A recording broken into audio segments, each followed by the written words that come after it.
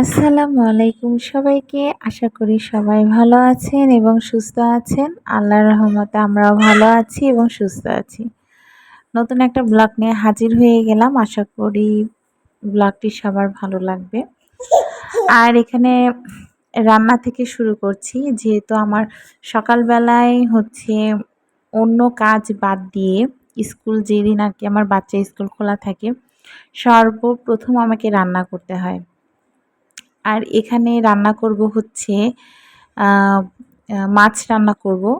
আর সকালের এই যে এখানে ডিম ভাজি করেছি। আর যেহেতু আজকে হৃদার বাবা নেই, সেহেতু রান্নাটাও আমি এক তরকারি করব। আর এখানে ৪ টা মাছ, আমার আর আমার বড় মেয়ের। ছোট মেয়েকে আমি আমার ভাগ থেকেই মাছটা দেই, যেহেতু একদমই ছোট। ওকেও কিন্তু ভাত খাওয়াই। আর দেখা যায় ও তো ছোট বাচ্চা, তো দেখা যায় অল্প মাছ দিয়ে ভাত মেখে দিলেই হয়ে যায়। আর এই যে ২ বুড়ি, বড়টা ব্রাশ করছে আর ছোটটা যে এখানে দুষ্টুমি করছে। ওকে বেগুনটাকে ধুয়ে দিয়েছি, যেহেতু ও খেলছে মুখে দিবে, তো যে কারণে। আর এই যে বড়টার তো ব্রাশ করতে গেলে দেখা যায় যে ০.৫ ঘন্টাও পার হয়ে যায়। তারপর ব্রাশ করতে চায় না, অনেক বলে বুঝিয়ে ব্রাশ করাতে হয়। এই যে আমার রুমের অবস্থা খুবই বাজে। এই বেডশিটটা পাড়া হয়নি, আর এই যে সোফায় কাপড় রাখা হয়েছে, আসলে রাখার মতো আমার জায়গা নেই। এই যে সিঙ্গেল আলমারি, সিঙ্গেল ওয়ার্ড্রপ, মানে ঘরে যেহেতু জায়গা নেই, এর জন্য বড় সড়ো কোনো কিছুই নেওয়া হয় না। বড়োর মধ্যে শোকেসটাই শুধু বড় নেওয়া, তাছাড়া বাকি সব কিছুই মানে ছোট ছোট নিয়েছি, কারণ ঘরে জায়গা নেই, ঘরটাও একদমই ছোট, তো যে কারণে। আর সকালে হাজব্যান্ড খাওয়া দাওয়া করে চলে গেছে, তো এখন আমাদের খাওয়া দাওয়ার পালা। আর এই তো এদিকে জানালাগুলো খুলে দিচ্ছি।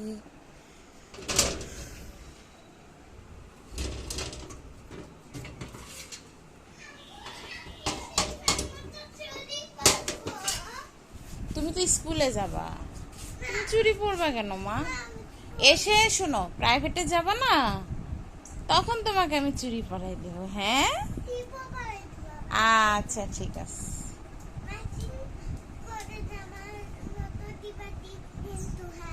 আচ্ছা, কিসে? আর আপনি মুখে কি দিছেন আম্মু? দেখি। আ আ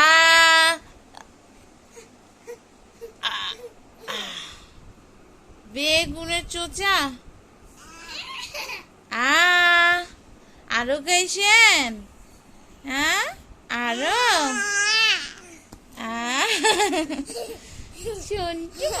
সন্টু ময়না বিছানাটা গোছায় নেই বাবা। কিভাবে পড়ে গেলাম? আহারে, আমি বিছানাগুলো গোছাই ময়না।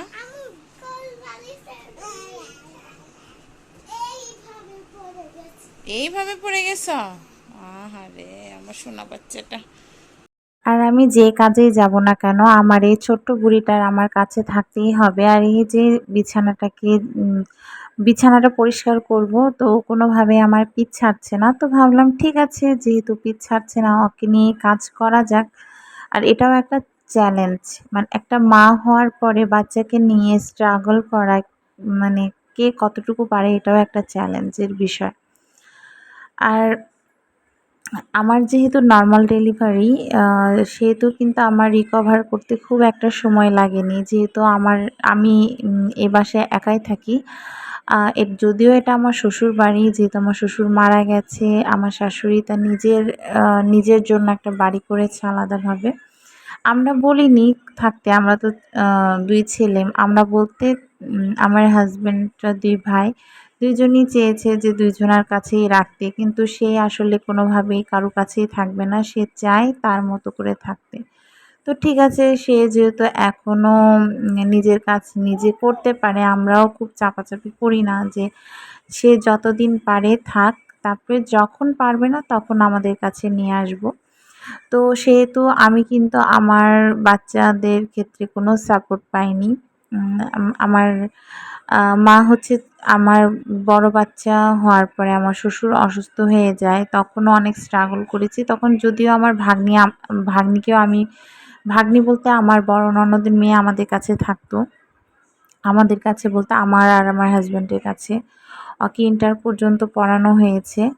আমার শ্বশুর বেঁচে থাকতে ও যখন ১ বছরের বাচ্চা তখনই আমার শাশুড়ি নিয়েছিল। নিয়েছিল বলতে আমার ননদের ডিভোর্স হয়নি। মানে ওনার পিঠাপিঠি বাচ্চা হওয়ার কারণে ওনার প্রবলেম হচ্ছিল। তখন আ বড় মেয়েটাকে আরকি আমার শাশুড়িকে দেয়া হয়। তখন থেকে এখানে ইন্টার কমপ্লিট করার পরে সে অনার্সে চান্স পেল ঢাকাতে। তো ওখানেই ভর্তি হয়ে গেছে। তারপরে আমার ছোট মেয়ে হলো, তাকে নিয়েও বেশ স্ট্রাগল এর দিন গেছে এবং যাচ্ছে বললেই চলে। আমার ছোট মেয়েকে আমি ২৬ দিনে বাসায় এনেছিলাম। কারণ আমাদের বাবার বাসাটা একদম রোড সাইডে। বড় মেয়েটা আমার ৩ দিন অ্যাক্সিডেন্ট হতে বেঁচে গেছে। তো সেই ভয়ে তাড়াতাড়ি চলে আসা। আমার মা ৪৫ দিন পর্যন্ত ছিল, আমার বাচ্চার যখন ৪৫ দিন। তারপরে আমার মাও চলে যায়। তারপর থেকে আমার জার্নিটা শুরু হয়ে যায় একার। আমার প্রায় ১ বছর, প্রায় ১ বছরই বলবো।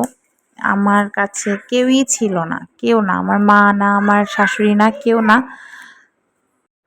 আমি ছোটটা হওয়ার পরে অনেক হতাশাগ্রস্ত ছিলাম যে আমি কিভাবে কি করব? সবকিছু কিভাবে ম্যানেজ করব? বড় মেয়েটাও আমার একদমই ছোট।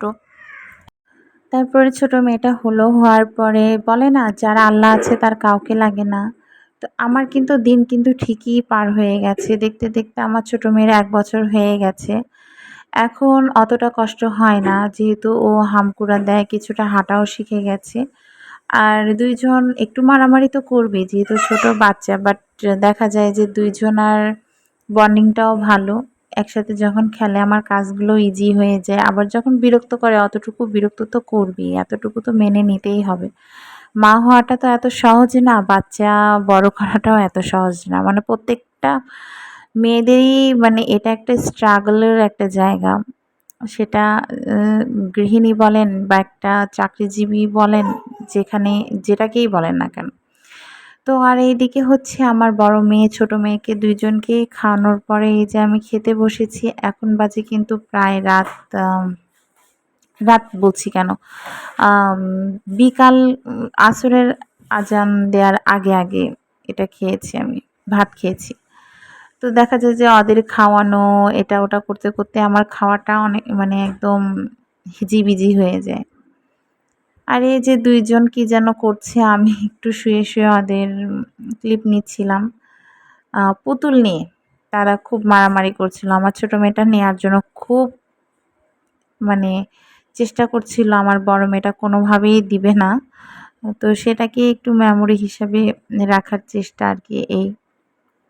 আল্লাহ তাদের বড় করুক, ভালো একটা জায়গায় নিয়ে যাক সেই দোয়াই করি, মানুষের মতো যাতে সবার আগে মানুষের মতো যাতে মানুষ করতে পারি। সেটাই হচ্ছে বড় কথা। আর এই যে ওরা ২ জন খেলছে, আমি একটু নুডলস বানিয়ে নিয়েছি। এটা হচ্ছে বিকাল না, সন্ধ্যার দিকে। মাগরিবের আজান কিন্তু এদিকে দিয়ে দিয়েছে। এটা মাগরিবের পরে।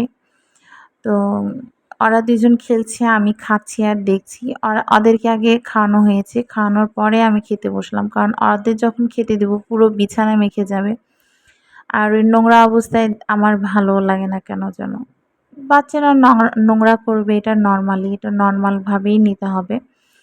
আর এটাকে বারবার ক্লিন করব, এটাকেও নরমাল ভাবে নিতে হবে। যখনই আমরা অতিরিক্ত টেনশন আসলে নিতে হয় না, অটোমেটিক্যালি ঢুকে যায় ভিতরে। টেনশন যখন হয় তখন বলতে হয় না যে, "না, আমি টেনশন নিব না।" কিন্তু তারপরেও এটা আমি মাথার মধ্যে গেঁথে নিয়েছি যে বাচ্চাকে নিয়ে আমাকে স্ট্রাগল করতেই হবে। পড়াশোনা করেছি, গ্র্যাজুয়েশন কমপ্লিট করেছি, বসে আছি। অনেক সময় হতাশা হই। তারপরে মনে হয় না, আমার বাচ্চাদের মুখের দিকে তাকালে সবকিছুই কিছুই মনে হয় না। মনে হয় যে না, ওরাই আমার জীবনের সব। ওদেরকে রেখে চাকরির মানে জব করার কথা আমি ভাবতেই পারি না। কার কাছে রেখে যাব? দেখ আমার যেহেতু বাবা স্টিল বেঁচে আছে, সেহেতু আমার মা তো এসে থাকতে পারবে না। যেহেতু এটা আমার শ্বশুরবাড়ি, সবাই আসে। যদি আমি আলাদাভাবে জায়গা কিনে বাড়ি করতাম বা শ্বশুর-শাশুড়ি না থাকতো, সেই ক্ষেত্রে একটা হিসাব আলাদা। আর আমার শাশুড়িও সে আলাদাভাবে থাকে। সো আমার বাচ্চার চিন্তা